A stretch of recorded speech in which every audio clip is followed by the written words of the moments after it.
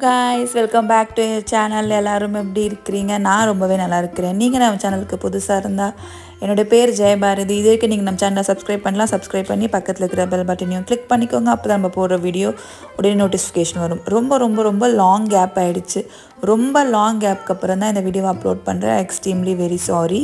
So இந்த ப்ளாகில் நீங்கள் என்ன பார்க்க போகிறீங்கன்னா 11வது வாரம் குலதெய்வ பூஜை. நம்ம சேனலில் ரெகுலராக ஃபாலோ பண்ணுறவங்களுக்கு தெரிஞ்சிருக்கும். நான் ஆல்ரெடி நம்ம சேனலில் 10 வாரத்துக்கான பூஜையை வந்து அப்லோட் பண்ணியிருக்கிறேன். இந்த வீடியோ ரொம்ப லேட்டாக அப்லோட் பண்ணுறேன். நான் பூஜையை முதலையே முடிச்சிட்டேன். ஆனால் இந்த வீடியோ இருக்கிறதே நான் வந்து மறந்து போயிட்டேன்.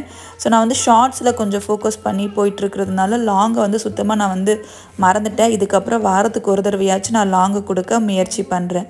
ஸோ இன்றைக்கி நான் வந்து பார்த்திங்கன்னா நான் அந்த 11வது வாரம் வந்து பூஜையோடைய ப்ளாக் தான் இங்கே நான் வந்து உங்களுக்கு காமிச்சிருக்கிறேன்.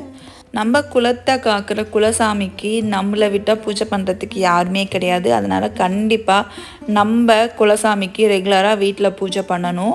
அதனால தான் இப்போதைக்கு நான் வந்து பார்த்திங்கன்னா டெய்லி குலதெய்வ சொம்பை மாற்றுற மாதிரி நான் சொம்பையே வந்து வச்சு வழிபட்டுட்டு வரேன். ஆனால் இந்த பூஜை வந்து பார்த்திங்கன்னா பர்டிகுலராக ஒரு 11 வாரம் நம்ம குலதெய்வத்தை நினச்சி வேண்டி விரதம் இருக்கிறது மூலியமாக நம்ம நினச்ச காரியம் வெற்றி பெறும் அப்படின்ற ஒரு நம்பிக்கை நான் செஞ்சேன். எனக்கு நான் நினச்ச விஷயம் வந்து பார்த்திங்கன்னா நடந்தது. ஸோ முதல்ல இந்த பூஜையை எப்படி பண்ணலாம் அப்படின்ட்டு சிம்பிளாக நான் வந்து பார்த்திங்கன்னா சொல்கிறேன். முதல்ல இதுக்கு வந்து பார்த்திங்கன்னா பானை இல்லை பித்தளையில் ஒரு சொம்போ இல்லை வந்து வெளியில் சொம்போ எது வேணாலும் எடுத்துக்கலாம். ஸ்டீல் மட்டும் அவாய்ட் பண்ணிவிடுங்க.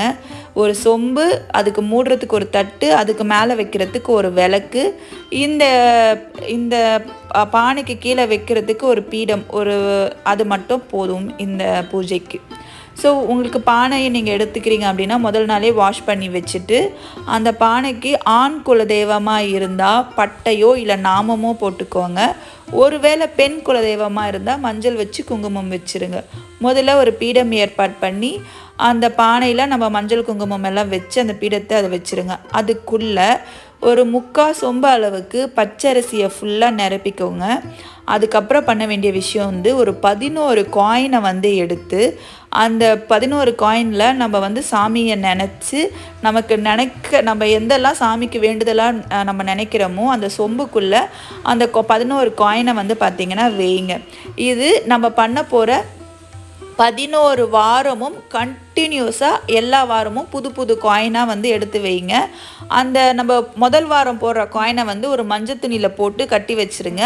2வது வாரம் நம்ம பண்ணும்போது அந்த வேறு ஒரு புது காயினை எடுத்து நம்ம அந்த பூஜை பண்ணிவிட்டு திரும்பி அதே எடுத்து கட்டி வச்சுருங்க. இதே மாதிரி 11 வாரமும் இந்த காயின்ஸை நம்ம கலெக்ட் பண்ணி வச்சுட்டு 11வது வாரம் பூஜை முடிஞ்ச பிறகு அதுக்கப்புறமா நீங்கள் அந்த காயின்ஸை எடுத்துன்னு போய் நம்ம குலதெய்வ உண்டியெல்லாம் எடுத்துன்னு போய் சேர்த்துருங்க. இல்லை நியர்பையில் இருக்கிற கோயில் எடுத்துன்னு போய் கூட சேர்த்துடலாம். அப்படி இல்லைன்னா அந்த காயின்ஸில் நமக்கு குலதெய்வத்துக்கு ஏதாச்சும் பொங்கலோ பிரசாதமோ பண்ணணும்னு நினச்சோம்னா அதை பண்ணி கூட நம்ம வந்து பார்த்திங்கன்னா அந்த வேண்டுதல் நிறைவேற்றிக்கலாம்.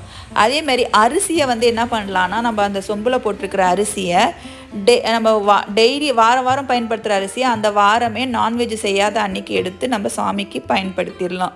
ஸோ சொம்பை வந்து இதுதான் பண்ணணும். சொம்புக்குள்ளே இருக்கிற அரிசியும் காயினையும் அதுக்கப்புறம் மேலே ஒரு தட்டு வச்சுருங்க. தட்டுக்கு மேலே ஒரு விளக்கு வச்சு அந்த விளக்கு தான் நம்ம வந்து குலதெய்வ விளக்காக ஏற்ற போகிறோம். குறிப்பாக விளக்கில் சுத்தமான நல்லெண்ணெயும் இல்லை நெய் போட்டு விளக்கு ஏற்றுனா ரொம்பவே விசேஷம். ஸோ குலதெய்வ சொம்பை நம்ம ஏற்பாடு பண்ணிக்கிட்டோம். அதை அலங்காரத்துக்கு பூவை வச்சு நல்லா அலங்காரம் பண்ணிக்கோங்க. அதுக்கப்புறம் குலதெய்வ சொம்பை சுற்றி நான் வந்து பார்த்திங்கன்னா நிறைய பழங்கள் வச்சுருக்கிறேன். ஸோ நம்ம சாமிக்கு சிம்பிளாக நம்மளால் முடிஞ்ச ஏதோ ஒரு பிரசாதமாக நம்ம வந்து பார்த்திங்கன்னா அதை வச்சுக்கலாம். நம்ம எந்த பூஜை செய்கிறதுக்கு முன்னாடியும் கண்டிப்பாக விநாயகர் வழிபாடு ரொம்பவே முக்கியம். அதனால் நம்ம வந்து ஒரு வெத்தலையில் விநாயகரை மஞ்சளில் பிடிச்சி வச்சு நம்ம அவங்களுக்கும் வேண்டியதை நம்ம வந்து பார்த்திங்கன்னா பிரசாதம் குங்குமம் வச்சு அலங்காரம் பண்ணிக்கோங்க. இப்போது இதுக்கப்புறம் செய்ய வேண்டிய முக்கியமான விஷயம் பூஜை வந்து விளக்கு ஏற்றிக்கோங்க. நான் எல்லா வீடியோலையும் சொல்கிறது தான் டைரெக்டாக மேட்ச் பாக்ஸில் விளக்கு ஏற்றாதீங்க. ஒரு ஏக ஆரத்தியோ அப்படி இல்லைன்னா ஊதுவத்தியை ஏற்றிட்டு ஊதுவத்தி மூலியமாக விளக்கு ஏற்றிக்கோங்க. ஸோ விளக்கெல்லாம் ஏற்றியாச்சு. நம்மளால் முடிஞ்ச ஏதாச்சும் ஒரு பிரசாதம் நீங்கள் வீட்டிலேருந்து பண்ணி வச்சாலும் சரி இல்லை கடையிலேருந்து பழங்கள் வாங்கி வச்சாலும் சரி அதையே வாங்கிட்டு வந்து வச்சு விளக்கெல்லாம் ஏற்றி முடிச்சதுக்கப்புறம் ஒரு தட்டில் வச்சு இந்த குலதெய்வ பூஜையில் ரொம்ப முக்கியமாக நம்ம பண்ண வேண்டியது 108 தடவை போற்றி சொல்லணும். ஸோ நம்ம குலதெய்வத்தோட பேரை சொல்லி 108 தடவை. இப்போ சப்போஸ் ஒரு அம்மனுக்கெல்லாம் இருக்குன்னா அம்மனுக்கு நிறைய போற்றிகள் இருக்குது. சிவன் அதுக்கப்புறம் விஷ்ணுவெல்லாம் இருந்துச்சுன்னா முருகருக்கெல்லாம் வந்து பார்த்திங்கன்னா 108 போற்றி இருக்குது.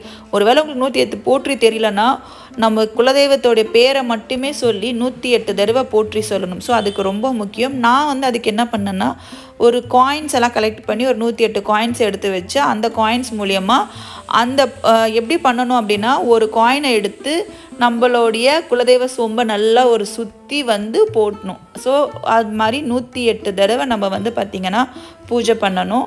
இது எல்லா வாரமும் பண்ணணும். ஸோ எந்த பூஜை பண்ணாலும் பீஸ்ஃபுல்லாக பண்ணுங்கள். நீங்கள் ஒரு வேளை வேலைக்கு போகிறவங்களா இருந்தால் இது 11 வாரம் கூட பண்ண வேண்டிய அவசியம் இல்லை. மாதத்தில் ஒரு நாளும் 3 மாதத்தில் ஒரு நாளும் நீங்கள் வந்து வீட்டில் இந்த பூஜை பண்ணுங்கள். நீங்கள் பண்ணி பாருங்கள், குலதெய்வத்தை வணங்கி பாருங்கள், உங்கள் மனசில் எவ்வளோ ஒரு பாசிட்டிவிட்டி வரும் அப்படின்ட்டு உங்களுக்கே தெரியும்.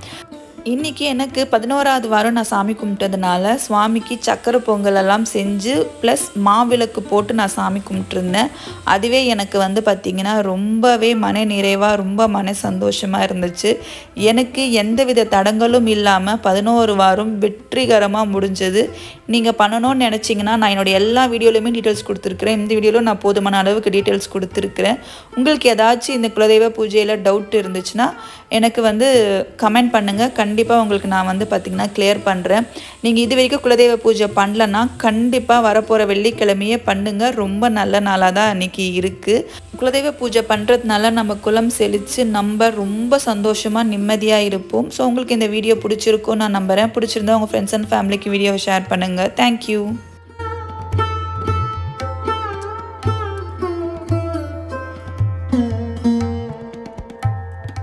Mm-hmm.